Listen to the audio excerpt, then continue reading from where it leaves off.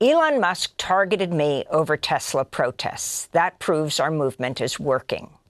That's a new article, a headline of a new article in The Guardian by our next guest, who's been helping to organize the Tesla takedown protests at Tesla showrooms to protest Elon Musk, President Trump's billionaire advisor, the richest man in the world, and his top campaign donor.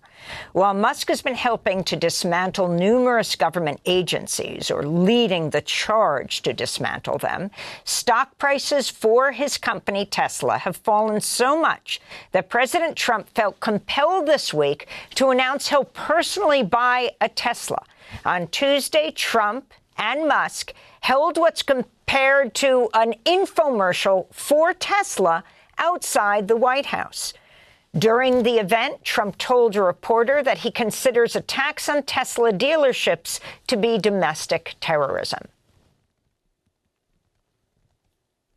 Mr. President talks about some of the violence that's been going on around the country at dealerships. Some say they should be labeled domestic terrorists. I will do that. We got a lot of cameras up.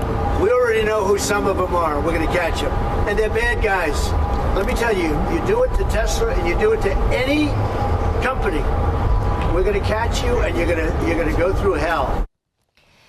We're joined now by Valerie Costa, a Seattle-based activist who's helping to organize the Tesla takedown movement with the local group Troublemakers and others.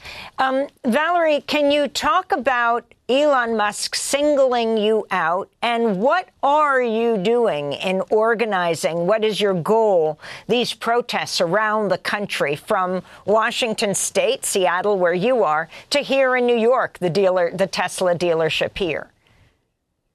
Yeah, hi. So this past weekend, I woke up first Saturday to a tweet where Elon Musk had tweeted that Troublemakers, the group I organize with, along with 4 other organizations, were Act Blue funded, which is, at least for Troublemakers, is outright not true. And then Sunday morning, I received, a friend sent me the most chilling text for me, which was Elon Musk had retweeted another tweet where this person had taken a clip from a podcast interview I did about the Tesla takedown protests and made allegations that I was promoting vandalism and such. And Musk said, Costa is committing crimes. So that was terrifying to receive the news of that tweet. And the fallout from that has just been, there's been a lot of people online trying to smear me, make connections, make up stories about who I am and where I get money from, all sorts of just harassment.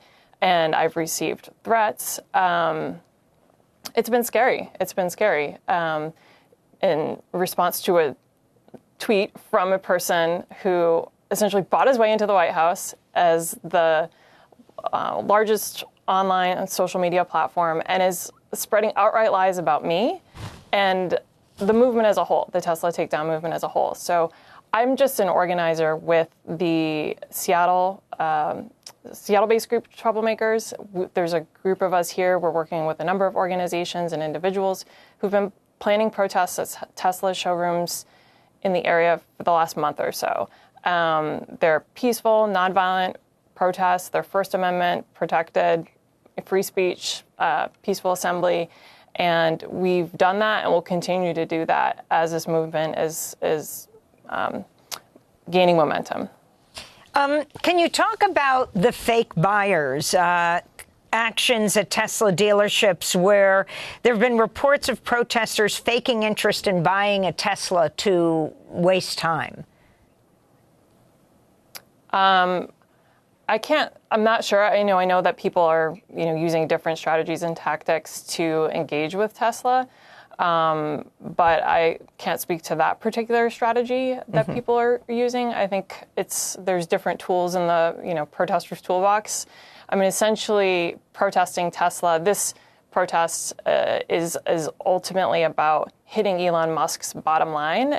Every dollar that goes into Tesla, every Tesla that's purchased increases his profits. And the more money he has, it's clear the more influence he has in the government and in the world. He was able to like I said, buy his way into the White House with his $250 million contribution to Donald Trump's campaign. And he bought Twitter, giving himself sort of a platform to spread lies. And this campaign is giving people a way to show their outrage about what he's doing to dismantle critical services and government institutions that people rely on for their health and well-being in this country. And can you talk about the strategy of Tesla Takedown, urging people to dump Tesla stock? I think it's just related to what I just said. It's really about, you as a consumer, you as a person that may have stocks and investments, you can choose where to put your money. And I think right now, given the essentially fascist takeover of our government, one thing that you can easily do is to move your money out of Tesla into other companies, into other things in your community. You can move it out of the market where your money will be used for better, for good. And can you address Elon Musk's claims that about violence at Tesla dealerships? You're in Seattle, where on Sunday someone set fire to 4 Tesla Cybertrucks in a Tesla lot in Seattle's industrial district. For sure, there's been vandalism at Tesla dealerships. I've seen it on the news.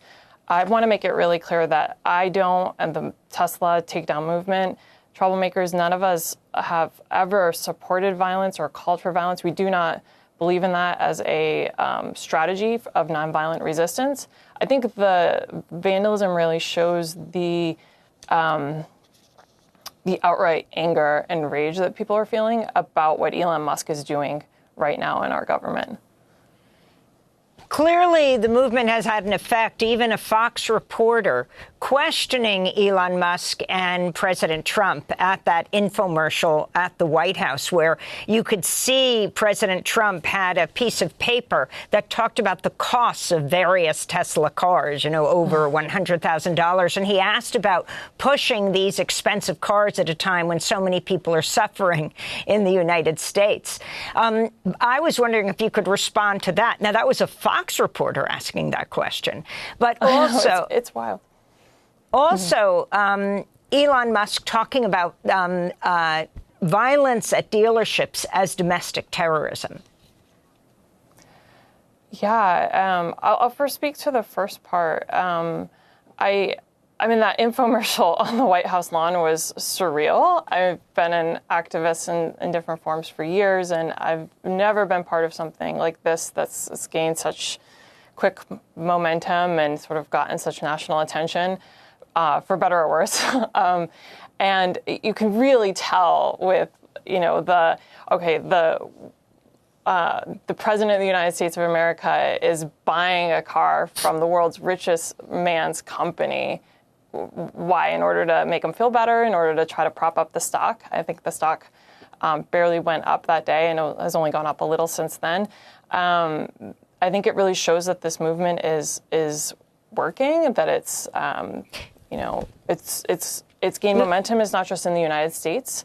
We've, I think, had over 300 protests so far throughout the country that are known of, that have been put on the Tesla takedown map. And there's 95 planned for this weekend. And that's all decentralized. Like, I'm just based in Seattle. I've just been involved in the Seattle-based protests. This is just, Tesla Takedown is essentially a website with a map where you can put your protest on the map and encourage people in your community to show up and speak out and defend, their civil liberties, as well as, their upset about what Elon Musk is doing. The allegations. Valerie, we or the have 30 claims seconds. Yep. Okay. Thank you. The allegations and the rhetoric right now of conflating the Tesla takedown protests with violence and domestic terrorism is chilling. But I think more than ever, this is a time that we all need to show up, because our civil liberties are getting attacked, as we've seen throughout even just watching your program this morning. And I just encourage folks to step up, because the more of us who do, it'll be safer for all of us. Valerie Costa, I want to thank you for being with us, an activist with the Tesla Takedown movement, speaking to us from Seattle, Washington.